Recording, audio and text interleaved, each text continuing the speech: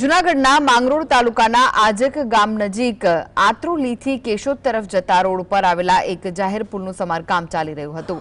તે દરમિયાન અચાનક પુલનો સ્લેબ ધરાશયી થઈ ગયો। આ ઘટના દરમિયાન હિટાચી મશીન અને પુલ ઉપર ઉભેલા કેટલાક લોકો નદીમાં ખાબક્યા હતા, પરંતુ સદનસીબે કોઈ જાનહાનિ થઈ નથી। આ રોડ જે કેશોદથી માધવપુર સુધી જાય છે, તેના પર રોજ હજારો વાહનોની અવરજવર થાય છે। તો અચાનક પુલનો સ્લેબ ધરાશયી થઈ ગયો, જેના કારણે ઉપર ઉભેલા લોકો પણ નીચે ગરકાવ થયા। પુલ ઉપર ઉભેલા લોકો નદીમાં ખાબક્યા હતા, પરંતુ સદનસીબે કોઈ જાનહાનિના અહેવાલ નથી।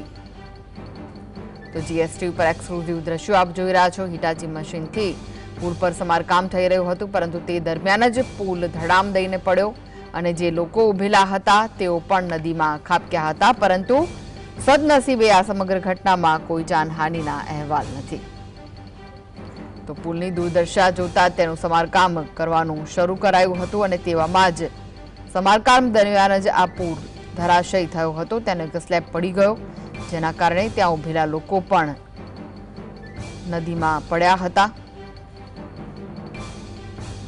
પરંતુ આ સમગ્ર ઘટનામાં સદનસીબે કોઈ જાનહાનિ થઈ નથી।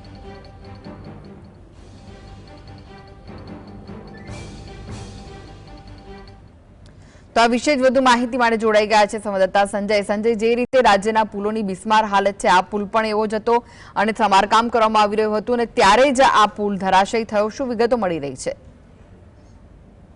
જી ચોક્કસથી પ્રથમ હું આપને બતાવવા માંગીશ કે જે આ પુલ છે જે હાલ ગઈકાલે જે ધરાશાયી થયો છે, ખાસ કરીને જો વાત કરવામાં આવે તો ખાસ કરીને આ જે પુલ છે જે ધરાશાયી થયો છે, ગઈકાલે ધરાશાયી થયો છે, જેમાં ત્રણેક લોકો જેટલા જે અંદર હતા તેમને કઈ નુકસાની નથી થઈ, લાગ્યું નથી, પરંતુ છતાં પણ જે આ પુલ તૂટ્યો છે, આપણી સાથે અહીંના સરપંચ જોડાયેલા છે। શું કહેશો સરપંચ, આજે આ પુલની ઘટના બની છે? પુલ ધરાશયી થયો નથી, પુલ ઈરાદાપૂર્વક તોડેલું છે। 4 દિવસ પહેલા જે ભૂંગરા ઉતારેલા છે, 2 દિવસ પહેલા હિટાચી આ કોન્ટ્રાક્ટરને કામ અપાયેલું હતું, પુલ તોડ્યું છે અને પુલ હાલે એવી પોઝિશનમાં હતું। પુલ એવું નતું કે પડી જાય એવું હતું। પુલ બન્યું 11 થી 12 વર્ષ થયા, હાલે એવી પોઝિશનમાં પુલ હતું, તોય તોડી નાખ્યું। અત્યારે આ બાળકોને ભણવા જવા મળવા તકલીફ થશે, માણસોને વાહન વ્યવહારમાં તકલીફ પડે છે। આજક, વાડલા, મેકડી, સાખવા, નાંદરકી કેટલા ગામનો રસ્તો છે, હજારો વાહનો નીકળે છે, અહીંથી બધાને તકલીફ છે અત્યારે, અને ડ્રાઇવેજન કાઢ્યું નથી ને એ પેલા પુલ તોડી નાખ્યું।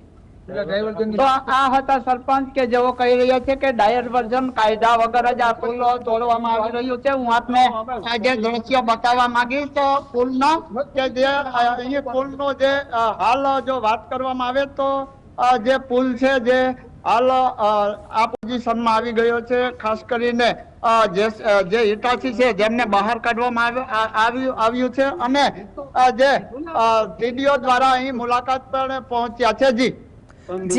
જે સરપંચ હતા તેમણે કહ્યું કે આ પુલ ચાલે એવી હાલતમાં હતો, પરંતુ તેને તોડવામાં આવ્યો છે। તો કોણે તોડ્યો છે આ પુલ? આપણે સીધા સરપંચ જોડે વાત કરીશું। સરપંચ, જે વાત કરવામાં આવે તો આજે તોડવામાં આવ્યો છે, તો આ પુલ કોણે તોડ્યો છે ચાલે એમ હતો છતાં? પુલ જે કોન્ટ્રાક્ટરને આપ્યું છે કામ, એના જે માણસો દ્વારા હિટાચીથી પુલ તોડવામાં આવ્યો છે। તો આ હતા સરપંચ કે જેઓ આક્ષેપ કરી રહ્યા છે કે કોન્ટ્રાક્ટરના માણસો દ્વારા જે આ પુલ છે જે હિટાચીથી તોડવામાં આવ્યો છે। અત્યારે જો વરસાદ થાય તો આ પુલ તોડ્યા પછી અત્યારે વરસાદ થાય તો ગયા વર્ષે આ પુલ સહી સલામત અને સારી પોઝિશનમાં હતું, તો અમારા વણકરવાસમાં 110 ઘર છે, બધાના ઘરમાં 1.5 ફૂટ પાણી હતું। અત્યારે પુલ તૂટી ગયું ને એમાં નાના ભૂંગરા મૂકે અને નાના ભૂંગરા મૂકી અને જો આ 6 ફૂટની ભરતી કરીને ભૂંગરા મૂકે તો અમારો આજક ડૂબી જાય, આત્રોલી ડૂબી જાય, વાડલા ડૂબી જાય, 3 ગામ ડૂબી જાય એવી પોઝિશન છે। તો આ શું ખરેખર જાણી જોઈને કરવામાં આવ્યું છે? હા, જાણી જોઈને। તો આ હતા સરપંચ કે જેઓ આક્ષેપ કરી રહ્યા છે કે આ જાણી જોઈને કરવામાં આવ્યું છે। જી સંજય, આ જ્યારે પુલ નીચે ધરાશયી થયો ત્યારે તેમાં કેટલા લોકો હતા અને શું તેમને ઈજાઓ પહોંચી છે ખરી? ખાસ કરીને જો વાત કરવામાં આવે તો જે આ પુલ તૂટ્યો છે જેમાં 4 થી 5 લોકો ઉપર હતા, જેઓને કઈ ઈજા નથી થઈ, પરંતુ જે પુલ તૂટ્યો છે તેમની સાથે તેઓ પણ નદીમાં ખાબક્યા હોવાનું લોકો દ્વારા જાણવા મળી રહ્યું છે। જી આભાર સંજય, માહિતી આપવા માટે। તો આજે સમગ્ર પુલ છે તેને જે સરપંચ છે તેમનું કહેવું છે કે પુલ ચાલે એવો હતો પરંતુ તેને તોડવામાં આવ્યો છે અને આ પુલ તૂટતા આજુબાજુના જે ગામ છે તેઓ પાણીમાં ગરકાવ થશે તેવું પણ સરપંચનું કહેવું છે. એટલે કે આ સમગ્ર ઘટના જે બની છે તેના પર પણ સવાલો ઉઠી રહ્યા છે કારણ કે આ પુલનું સમારકામ થઈ રહ્યું હતું અને તે દરમિયાન જ આ પુલનો સ્લેબ તૂટી પડતા જે લોકો ઉપર હતા તેઓ પણ નદીમાં ખાબક્યા હતા. તો શા માટે અવારનવાર પુલ તૂટવાની ઘટનાઓ બને છે? અનેક સવાલ ઉઠી રહ્યા છે. આવી સમગ્ર ઘટનાઓ જે સામે આવતી હોય છે, સમારકામ દરમિયાન સ્લેબ ધરાશયી થયો તો જવાબદાર કોણ? કારણ કે હિટાચી મશીનથી સમારકામ થઈ રહ્યું હતું. આવી ઘટના બનતા અટકાવવા શું તાત્કાલિક પગલાં લેવાશે? તે પણ એક મોટો સવાલ છે. શા માટે અવારનવાર પુલ તૂટવાની આવી ઘટનાઓ સામે આવે છે? તો સમારકામ દરમિયાન સ્લેબ ધરાશયી થયો તેની જવાબદારી કોણ લેશે?